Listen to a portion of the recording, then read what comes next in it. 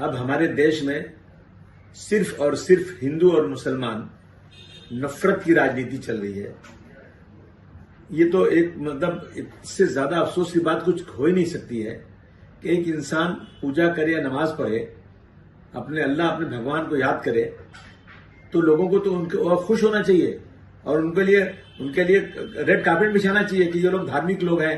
जो लोग धार्मिक लोग होते हैं वो झगड़ा, लड़ाई, मारपीट, गलत काम से दूर ही रहते हैं अगर सही धार्मिक लोग हैं तो। आप जो है आइडियल फार्मेसी कॉलेज जो अंबरनाथ कल्याण में है, वहां बच्चों ने नमाज पढ़ लिया। आप समझिए कि मैं जब पार्लियामेंट में था ना, तो मैं पार्लियामेंट के अंदर भी साइड में कहीं नमाज पढ़ता था। असेंबली में है वो भी कहीं जगह ढूंढ कर नमाज पढ़ते हैं। नमाज का वक्त फिक्स होता है और नमाज अगर आपने सही टाइम पर नहीं पढ़ा तो फिर आपकी नमाज अल्लाह को कबूल नहीं होती जैसी कबूल होना चाहिए। मैं यहां तक कहता हूं कि सरकार को एक ऑर्डर देना चाहिए कि हर कॉलेज के अंदर, हर ऐसी जगह पर जहां ज्यादा से ज्यादा लोग रहते हैं और वहां मुसलमान भी रहते हैं, उनके लिए एक जगह छोटी सी बनाना चाहिए जो अपनी नमाज वहां जाकर अदा कर लें। और उस नमाज में इस देश के लिए, इस देश में रहने वालों के लिए वो हाथ उठाकर अल्लाह से दुआई करने वाले हैं।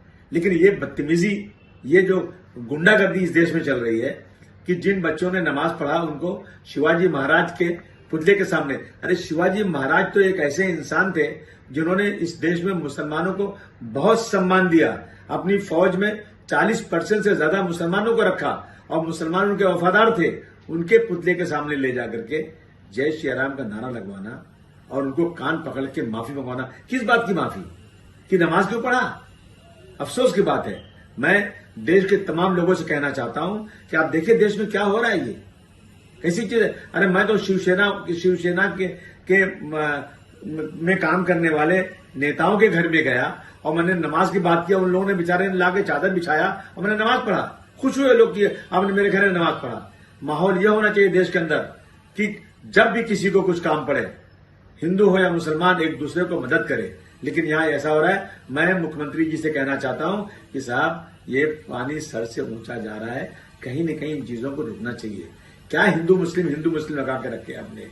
इसके ऊपर कड़ी का जिन लोगों ने जाकर ये बदतमीजी किया कैंपस में घुस करके, मैं उस कॉलेज के तमाम मैनेजिंग कमेटी के लोगों से कहना चाहता हूं कि आपकी जिम्मेदारी थी, आप एक कॉलेज में बच्चे पढ़ते हैं, उनका प्रोटेक्शन आपकी जिम्मेदारी थी। लेकिन आप लोगों ने ऐसे गुंडे लोगों को, ऐसे सांप्रदायिक लोगों को अंदर घुसने दिया और उन लोगों ने जो है बच्चों से माफी मंगाया।